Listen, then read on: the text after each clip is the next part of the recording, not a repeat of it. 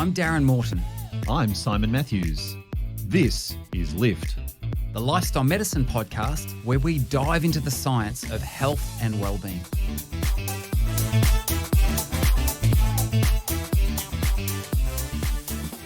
Good afternoon, Professor Morton. Yeah. Did you have to think about that? Is it morning for you or afternoon? That's good morning for me, but it's good afternoon for you. And there you go. I always like to, whoever I'm speaking to in the world, I always like to say whatever time it is for them, not whatever time it is for me. You know what? You are that kind of guy, aren't you? Good afternoon. Just thoughtful. Good afternoon. Well, Yeah. I want to say good morning to you. Thank you. So I've got a question for you.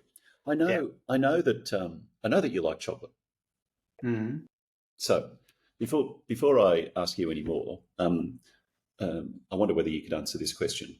On a scale from 0 to 10, on a scale from 0 to 10, where 10 is the highest, if I asked you just to sort of connect with, how kind of good you feel right now, where would you put yourself on that scale? First number that comes to mind. Don't Probably overthink it. 7. 7. Okay, so just hold on to that. 7. We'll just park that for a moment. Now I'm going to ask you a different question. Now I know when we talk about this all the time on the podcast, you like chocolate. What's your favourite chocolate? Oh, you know what? What's the one you just can't walk past? Okay, I'll say Australia has Cadbury chocolate, right? And it's only Australian Cadbury chocolate is exceptional. But I would actually say in small doses, Lindt chocolate. Those Lindt balls, they're amazing. Oh, the Lindt balls. I know the ones. Yeah. They're sort of in a plastic. You pull them that, and Yeah. So there's a lot of flavours of those. Which one is your go-to flavour? Oh, I'm a classic kind of guy. Just the standard milk chocolate. Just the kind of milk chocolate one. Yeah. Okay. Yeah. These are the ones that if you just put them in your mouth and you let them sit there, they'll just soften. They do. Right. So here's what I want you to do. You can close your eyes if you want to or not. You can just leave your eyes open. Doesn't matter. So I want you to you don't have any. Just show me your hands. Okay. So you don't have a Lindt chocolate with you. So I want you to imagine that you've got one of those Lindt chocolates. So just picture yourself pulling the ends of it and unwrapping. You can hear the sort of cellophane crinkle as you do that. You open it out. There's this perfectly spherical chocolate ball. You pick it up, you put it in your mouth. You feel it sitting on your tongue. You start to get the taste of it. You're really focusing on the sensation of this Lindt chocolate ball sitting on your tongue, softening, the flavour starting to diffuse through your mouth. And at some stage, you develop that irresistible urge just to kind of press down on it a little bit and make the whole thing diffuse through your mouth. And then imagine yourself just letting that swallow and slide down the back of your throat. Now you're getting the full flavour right down the back of your throat. You're connecting with all of that? Yeah, you've done this before, haven't you? That was very, very well articulated. I was living that moment. So now let's go back to that scale of 0 to 10. Where would you rate how good you feel now? Yeah, definitely up. Maybe a 9. Definitely Maybe an 8. 9. Definitely an 8. Okay. So even if we just go with the definitely, not the maybe, you're still able to say, yeah, something shifted inside for me. But here's the really amazing thing: there was no chocolate involved. This was all simply on the basis of some prior knowledge that you have, and I happen to have as well, and also what we might call a thought experiment. Simply imagining yourself doing something, and you were able to generate a noticeable shift in your underlying sense of well-being just by doing that. So this is what in positive psychology gets called savouring. Now there are lots of things we can savour. Of course, we chose chocolate, or I chose chocolate because Well, because I know chocolate works for you.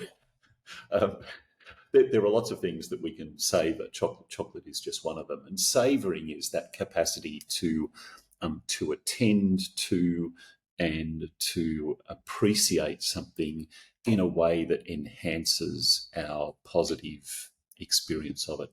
And it's savouring as a fairly fundamental pillar of the area of positive psychology.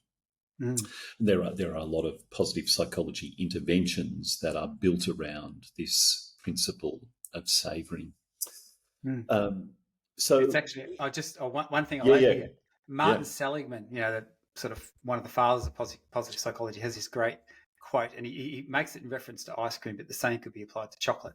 And he says, "Is the second chocolate is about half as pleasurable as the first, and after the fourth, it's just calories." And so there is a truth to that. There's that. You can only. Anyway, keep going. Sorry. Yeah. So this in itself is an interesting observation, because what we're really perhaps the mechanism that might be at play here is that a lot of the effect comes from the significant initial change, from whatever state we're in to where we go next. Once you're at that next level, the next bit of change, maybe is not so significant. It's a bit, we might analogize it to acceleration. If you get on a roller coaster, that very first kind of push over the top of the roller coaster, and that almost vertical dive and pull into that tight bend, that very first one where you get those G-forces, you really go, oh my goodness. And after that, you're just kind of whizzing around a track. Yeah. You sort of lose your connection to that. Yeah, that's right. You habituate. So this perhaps explains why human beings are constantly seeking experiences, because they wear off. They tend not to last for us, and so we need to top them up. So this whole area of positive psychology, I think, is fascinating. Positive psychology, of course, itself has an interesting history. You mentioned Martin Seligman. Many people automatically associate Martin Seligman with positive psychology, but he's certainly not the only person historically to have spoken about that. William James, who was both the 3rd and 13th president of the American Psychological Association, said during one of his APA speeches that what we really need to understand is kind of what are the limits of what human beings can do. That idea was repeated to some extent by Gordon Allport and Abraham Maslow during the early 20th century and the mid 20th century. Yes, and then Seligman and others really sort of accelerated our understanding of it. And I've got to say, as what I would describe as a classically trained psychologist, and by that I simply mean that I studied psychology at university, took all the subjects that you usually take, foundations of psychology, foundations of philosophy, behaviorism, social psychology, industrial organizational psychology, clinical psychology, etc., etc. Took all those subjects, and essentially what I walked out of university with was a degree in what I call the 4 Ds: disease, disorder, dysfunction, and diagnosis. They were the 4 things that I was really good at by the time I finished my psychology degree. So I fully understand the advent of positive psychology in this way, that it arose in response to what seems to be a pretty significant gap in our psychological understanding.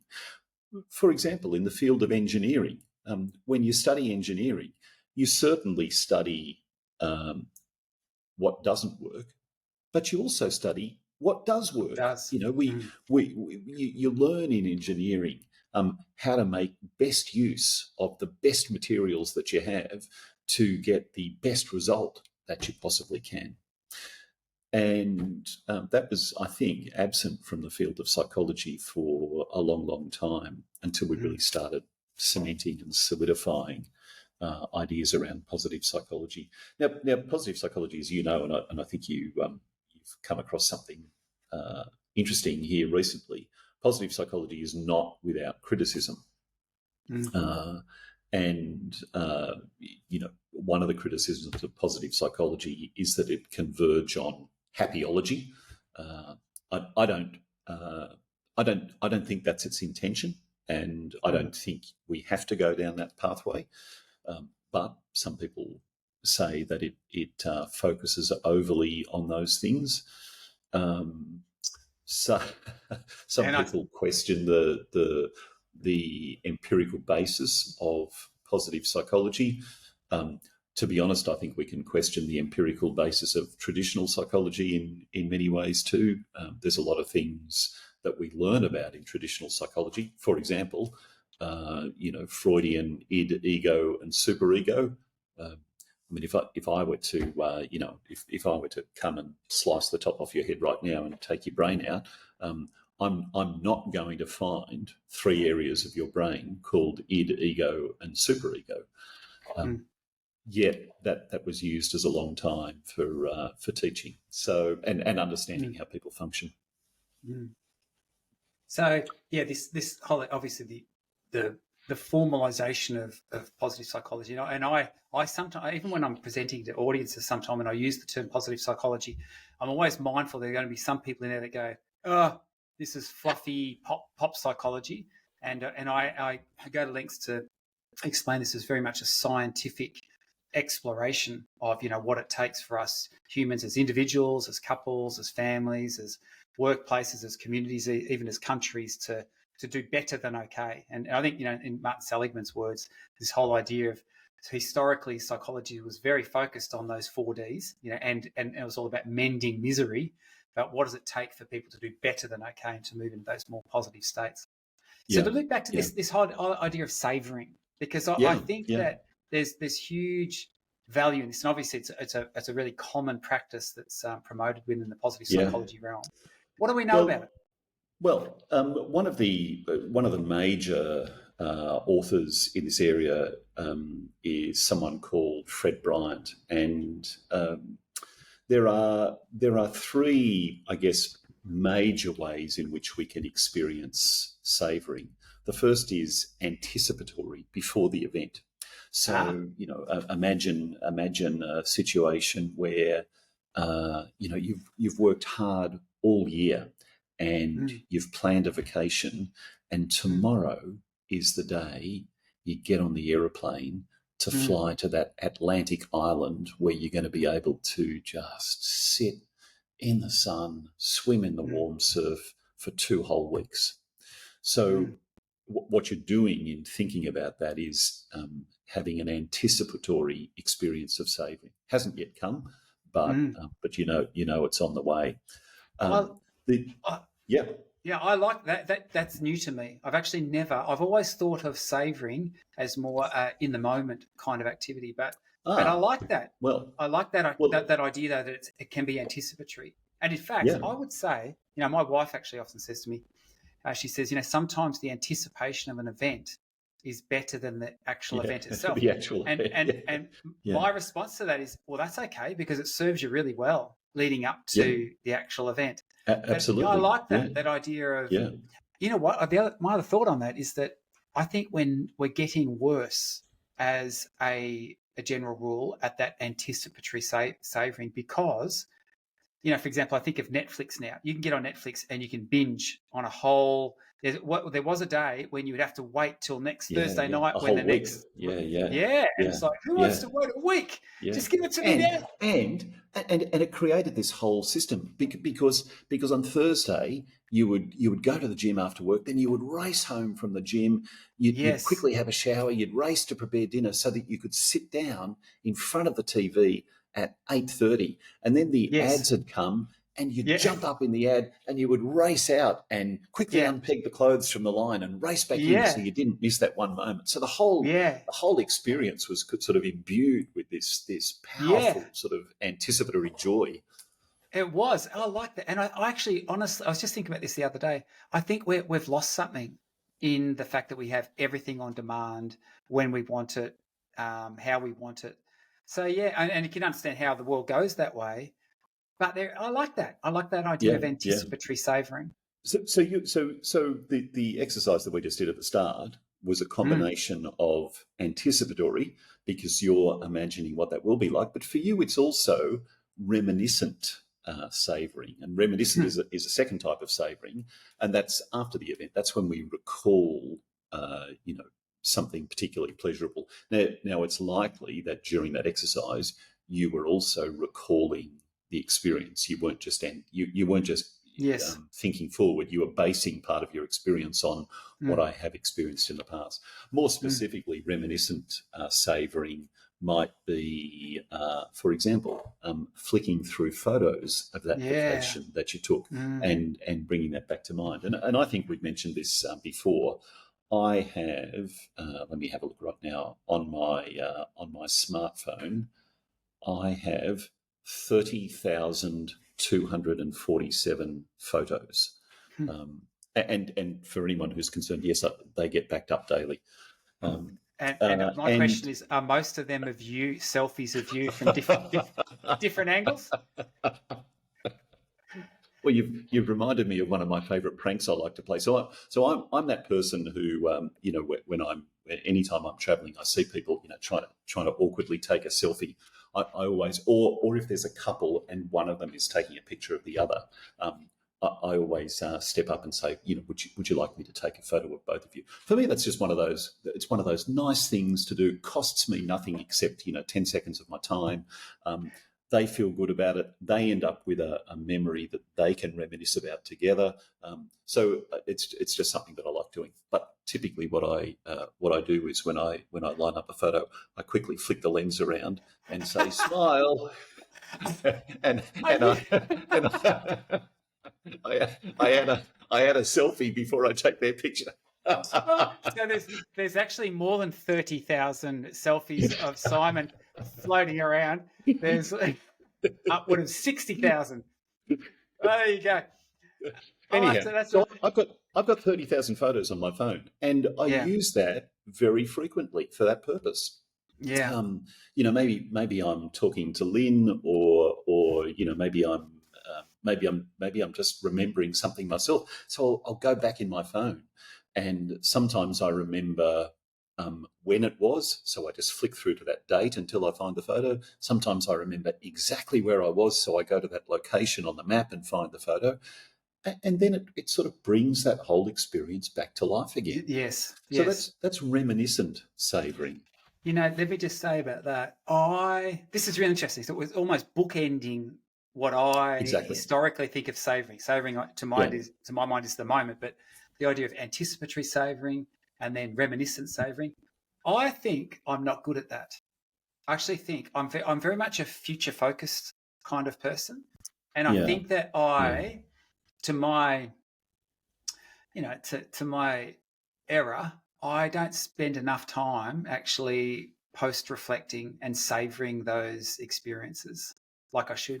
So I'm going to try that. That's going to be my homework from this. Well, I'll have some homework specifically for you, Darren, by the end of this this episode.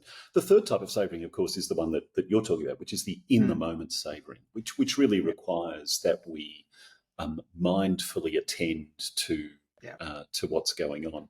So the opposite of in-the-moment savouring, you'll often observe these days in the cinema, where the cinema is completely dark, and except for the screen, of course, and there's this really sort of tense or dramatic moment in the film, and then 4 rows in front of you, you see a phone screen light up, and someone starts scrolling, Facebook or Instagram or something like that, and I always think, dude, are you kidding? Like, man, look at what's going on. Just invest yourself in this moment, because it's amazing. So in the moment, savouring, of course, is very powerful, and it leads us, I think. Well, it leads to two things. LIFT is supported by the LIFT Project, an educational adventure where you learn science-based ways to lift your mood and your life. The LIFT Project is lifting lives around the globe, in healthcare settings, workplaces, schools, universities and communities. To find out more, visit theliftproject.global.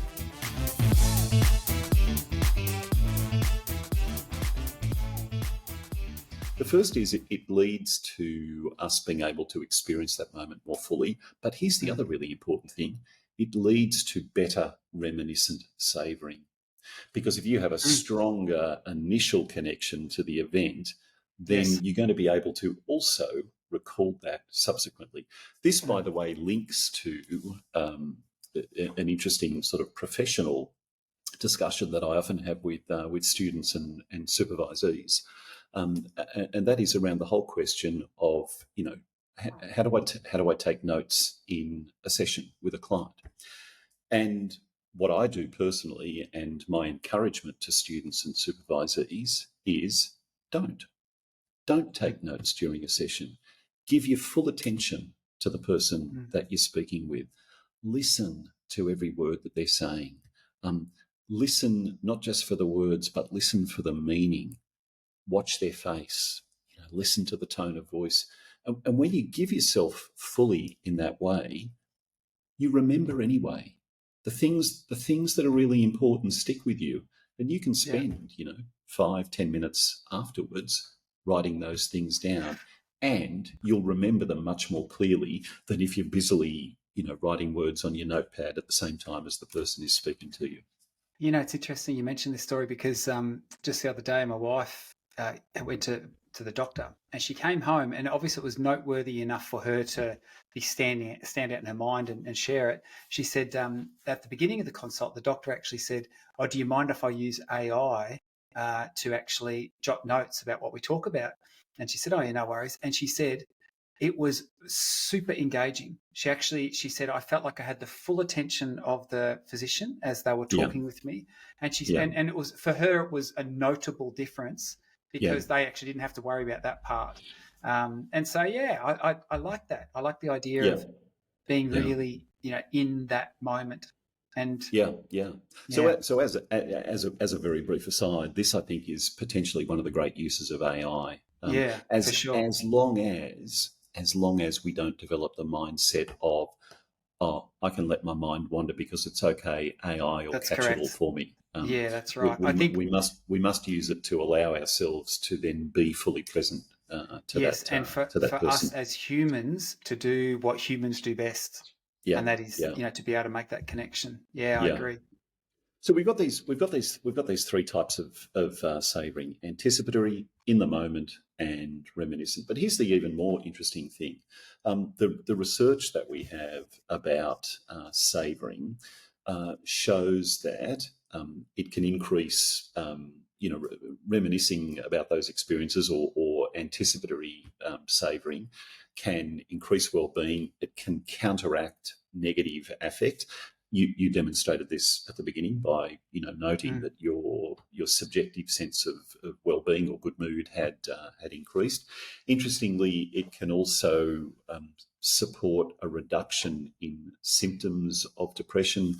People report enhanced or greater satisfaction generally with their lives, and it even seems to have to be able to play a role in supporting people to manage the impact of significant stress or even trauma in their lives.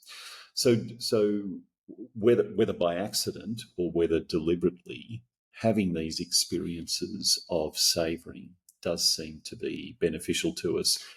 And there seem to be some mechanisms that we can use to explain this. And for me, this is always one of the important things about a theory of anything. Is there a valid mechanism that might explain this? And if there is no reasonable mechanism that we can think of, then I tend to kind of discard it as a possibility and look for some other explanation. But there are really, I guess, four pathways that we might think about. The first is a cognitive pathway. So savouring seems to reinforce a more positive mindset about ourselves and the world and what we do. It seems to strengthen that positive mindset that we have. The second is an affective pathway, and as you showed earlier, the reminiscing or the savouring seems to trigger uplifting emotions, things like gratitude or joy or happiness, or even, and so on. So if you, for example, if you think about a time recently, perhaps when you've been surfing, you've been far enough off the shore that you can't hear the waves breaking. Maybe it's a sunny day. Maybe there's some birds in the sky, and maybe you just take a moment and look up into the sky. And if you reminisce about that, you're likely to have, or to be able to recall, an experience of awe, which is a strong positive emotion. The third pathway is a physiological one, and this is the really interesting one, because it seems that savouring may even go as far as activating parasympathetic responses in us. In other words, lowering cortisol levels, lowering pulse, lowering blood pressure, and those physiological responses, of course, then tend to lead to that feeling of greater relaxation, greater peace, greater comfort, and so on. And then the final pathway is an interesting one as well. It's a social pathway, and we've been experiencing that right now. When we share those positive memories and positive reminiscences, we do two things. The first is that we reinforce those other three pathways: the cognitive, the affective, and the physiological. But the other really important thing is that we strengthen the social bond between us, because my savouring, my reminiscence is now shared between us.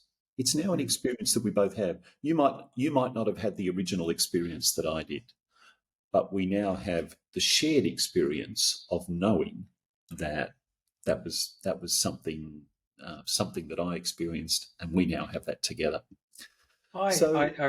These pathways are really powerful, I think. They are. Just as you're speaking about that, at the moment we're in the break period for the university, and all three of my kids who are now at university living in the dormitories, they're all home, and then two of their sort of long-term girlfriends, one staying in the caravan, and then there's another one in the spare room. So we've actually just got this really full house, and we've had a couple of moments where my wife and I were just talking, and we're sitting around the table, and everyone's eating, dinner together. And I just thought, I need to be just super present right now, because this. I think not having that for a period of time, as we feel like we're sort of empty nesters in some regards whilst they're away. And it's very contrasting when all of a sudden it's back. And I've been a lot more intentional about saying, I'm just going to really soak this in. I'm just going to not be thinking about what I need to get done after tea or after dinner's done. I just want to be right here in this moment, enjoying and connecting. And Sarah, my wife, she said the exact same thing. So I that sort of, there's that connection piece. It is bonding. Yeah. So I think the fascinating part of savouring as a PPI, as a positive psychology intervention, and again, I want to acknowledge that there does exist some criticism of PPIs. We've talked about a couple of them. They're too feel good. They're too they're too much in the area of happyology. The studies are not robust enough. I will say, in the area of positive psychology in particular, I'm not overly concerned. There are, I've certainly read some studies where I think, I don't think that was really great, because there were lots of things that weren't controlled for that we can't explain. But I balance that also by saying that sometimes I think we get too focused on if it's not an RCT, it doesn't exist. And I think that simply doesn't reflect the way that knowledge and understanding develops. RCTs, every RCT in the world, no matter what field it's in, engineering, psychology, medicine, whatever, every RCT in the world has one thing in common. And that thing is it began with an observation. Somewhere a long time before that, somebody said, well, would you look at that? This seems to happen when, wonder what's going on there. And that, of course, leads initially to some thought experiments, some wondering, some additional curiosity. It leads then to some informal experimentation. I'll try doing this more and see what happens. Then it leads perhaps to some slightly more formal experimentation. Then we go through a process of often, trials or feasibility studies, and eventually we might work our way up to an RCT where we try and tightly control lots of other factors so that we can understand the influence of this one thing. Even then, I still have a couple of difficulties with RCTs. One is that in the reality of daily life, nothing ever has a unipolar explanation. So there is simply nothing. Well, there's nothing that I can think of in the world that we can simply map a single cause to a single effect. Everything that we observe has multiple influencing effects on it that that lead to that outcome that we see. The second thing is that we ought to use a measure of what is often criticised, but common sense here. So you have an example here which I love also, and that is that we have a wonderful 20th century invention which has been used to save countless lives, but there has never ever been an RCT into its operation, and that's the parachute. And can you imagine trying to get that through an ethics committee? Okay, so we're going to get two identical aircraft. We'll fly them at the same altitude on the same heading. There'll be 10 people in this aircraft who have parachutes. There'll be 10 people in this aircraft who don't have parachutes. A green light will light simultaneously in both aircrafts. Everyone will exit at that time, and then we'll observe who survives and who doesn't at the conclusion. And for it to be a truly rigorous study, you should actually then crossover design. So then everyone gets to swap after that fact. Exactly right. Yeah. So, so we take the now deceased people, strap them into parachutes, and I don't know, see if they come back to life again. Yeah. Look, obviously, So those criticisms are made. Yes, I understand them, and my response is I want to balance that by saying research is unfolding all the time. The development of knowledge is incremental, and there are other ways of understanding.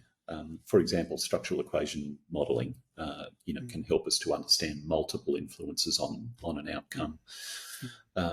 So there's obviously, maybe this is a great discussion for another podcast. The challenges associated with research methodologies, but I think that when you look at the literature on savouring, there's solid science, and intuitively it makes sense, doesn't it? Like you were alluding to before, this whole idea of actually taking time to actually really immerse in those good things, and to anticipate absolutely. Them, to in the moment to experience them, and to actually reflect on that. I think there's real value in absolutely. that. What does it mean? What would it look like? How do we actually implement that? Yeah, good question. So already in lifestyle medicine, in health coaching and health behaviour change, even though we might not label this as a PPI, we routinely use this approach. For example, by asking a patient to share a time or recall a time when their health was at its best. So this is a common question in health coaching. When you very first meet a patient or client, tell me about a time when your health was going well for you, when you feel like you're managing well. The person starts sharing that story, and of course, in order to be able to share it, they're reminiscing about it. They're recalling those experiences, and a skillful health coach will then dig deeper into the experiential part of it. So tell me some more about what you did at that time. I'd love to understand, what you recall about the feeling of being able to run in that way, or the feeling of waking up in the morning, feeling energized and so on. So a skillful health coach will really be able to support the person to reminisce quite powerfully about that past experience. We can also use it from an anticipatory perspective, even in health behaviour change, by asking questions like, when you're able to do this, or when things are going the way that you want them to be going, tell me what that'll look like for you. Tell me what that'll feel like for you. If I bump into you 5 years from now, what will I see you doing? What will you be telling me about 5 years from now that you're not telling me now? Those sorts of questions get people anticipating, a savoured moment in the future. So we don't label those PPIs in health coaching, but fundamentally they're making use of the mechanisms that we've been talking about here. There are specific PPIs that are used for savouring, and there are some research studies that show them being used in, for example, management of stress, development of resilience in college students, managing depressive symptoms, and so on. Some of those are structured as PPIs, so they can be things like scheduling rituals around reminiscence, like maybe every Sunday evening, we sit around the table and at the dinner table and talk about the week, or a savouring walk. You can walk with someone through, for example, a park, or a forest, or even a seaside location, for the express purpose of being present to what's there, simply savouring all of that. I was relatedly on Ikaria Island last week in Greece, one of the fabled blue zones, and it was my first time on Ikaria, and one of the really strong memories that I have now, because it was a strong experience at the time, was the experience of difficulty discerning where the ocean stopped and the sky started. Wow. Because it was all just blue. Like, it was this incredible blue. And I found myself just staring and staring and staring at it. So those sorts of things can be harnessed as well in order to help us to develop the skills of savouring. You mentioned earlier, Darren, that you think that the reminiscent savouring is something that you're not so good at. So I'm going to give you a PPI right now, which you can you can start anytime you like. Start it this evening if you wanted. And here's the interesting thing: the time of day that you do this doesn't seem to matter so much. It's probably the fact that you do it, not when you do it. You can do this on anything. So if you've got a piece of paper right there, you can simply grab that piece of paper right now and write my reminiscences or whatever you want to write at the top. Maybe you've got a notebook or something like that you prefer to use. So here's the task. At the end of today or whenever you choose, take a moment to just think back across the day and what you've done, and allow yourself to connect with 3 things that you found pleasant to experience, and see if you can kind of name the emotion that you experienced there, and then just write a sentence about each. You don't need to do a whole full page journal entry to make this work. Just capture one sentence for each of those that says, here's 3 things that I really appreciated by the day, through the day. I used to use this. I still do use it sometimes when I'm, if I'm working with a group of people, if I'm doing group training or something like that. And I often do this at 9 o'clock in the morning, which is when we start the workday. So at 9 o'clock in the morning, I'll often begin by saying to the participants, I want you to write down 10 things that that you feel a sense of appreciation for that have happened since you woke up this morning. Most people's initial response is, since I woke, it's only been 2 hours or 3 hours. Yeah. And of course, what this tells us is that people are often looking for those big things to reminisce about. When people, settle into it, and sometimes I give an additional cue, like, it doesn't matter how small it is, then we start hearing things like, my kid jumped into bed, or, the dog didn't want to leave me this morning, or I got a run of green traffic lights coming in to work, or, my barista told me this morning that she's expecting a baby, or, I drank my coffee in this really beautiful sunny spot this morning, or, I bumped into a colleague in the corridor as we were coming in, and that was just a really nice moment. That's when we start to connect with those things. So I mean, you can do whichever version you like. The classic PPI is recall 3 things for the day. If you really want to supercharge it, when you arrive here in your office at 9 o'clock in the morning, sit down and say, okay, what are 10 things that I've already experienced today that I really appreciate? Train the brain.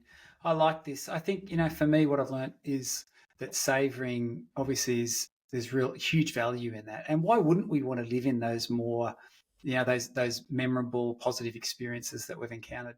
But I really like the idea of anticipatory savouring and that reminiscent savouring and taking the time after it as well. So thank you, brother. Challenge accepted. Well, I'm looking forward to hearing about the outcome. And I, for one, will enjoy reflecting on this conversation. Absolutely. Lift is presented by Simon Matthews and Darren Morton. It's sponsored by the Lift Project and supported by Avondale University. Music provided by Pixabay. If you have a question or a topic you would like to hear more about, send us an email to podcast@theliftproject.global. The Lift Project. Lift your mood, lift your life.